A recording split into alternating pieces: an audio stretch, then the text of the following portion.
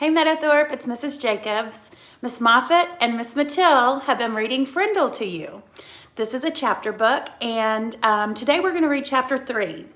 In chapter 3, Nick, the main character that we've been learning about, he is going to be in 5th grade. It's his first day of 5th grade. And one of his teachers that we kind of learned about yesterday, Mrs. Granger, is going to be his teacher. And he has in the past been able to trick some of his teachers. So today in Miss Granger's class, he's going to try to ask a question at the very end of class to see if Miss Granger will forget about their homework assignment. So let's read to find out if Nick is able to trick Miss Granger. Chapter 3, the question. The first day of school was always a get acquainted day. Books were passed out and there was a lot of chatter. Everyone asked, "What did you do this summer?" Periods 1 through 6 went by very smoothly for Nick. But then came period 7. Mrs. Granger's class was all business. The first thing they did was take a vocabulary pretest to see how many of the 35 words for the week the kids already knew. Tremble, circular, orchestra. The list went on and on. Nick knew most of them. Then there was a handout about class procedures. After that, there was a review paper about cursive writing, and then there was a sample sheet showing how the heading should look on every assignment. No let up for 37 minutes straight, but Nick was an expert at asking the delaying question, also known as the teacher stopper or the guaranteed time waster.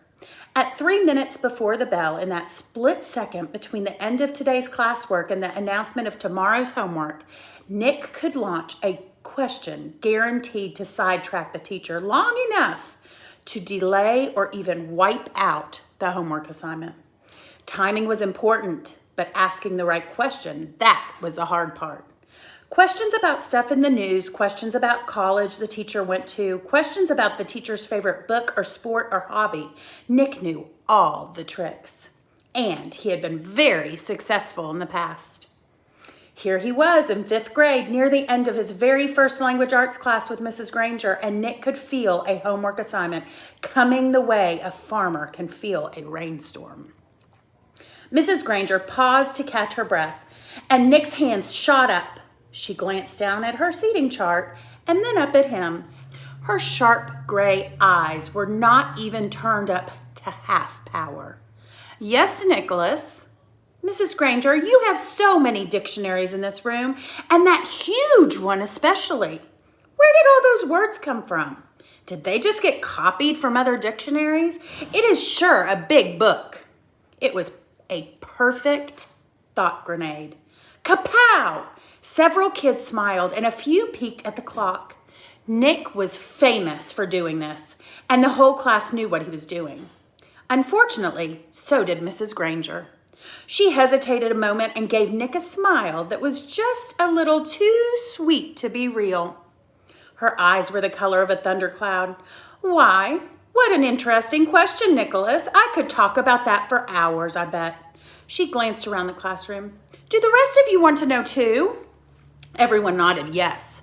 "Very well then, Nicholas. Will you do some research on that subject and give a little oral report to the class? If you find out your answer, it will mean so much more than if I told you. Please have your report ready for our next class." Mrs. Granger smiled at him again, very sweetly. Then it was back to business. "Now the homework for tomorrow can be found on page 12 of your Words Alive book." Nick barely heard the assignment. His heart was pounding and he felt small, very small. He could feel the tops of his ears glowing red, a complete shutdown, an extra assignment, and probably a little black mark next to his name on the seating chart.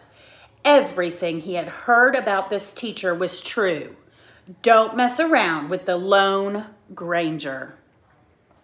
So, we found out Nick was not able to trick Mrs. Granger his first day of 5th grade, but I wonder about the next day. Word detective. Can't wait to see you all. Have a great day.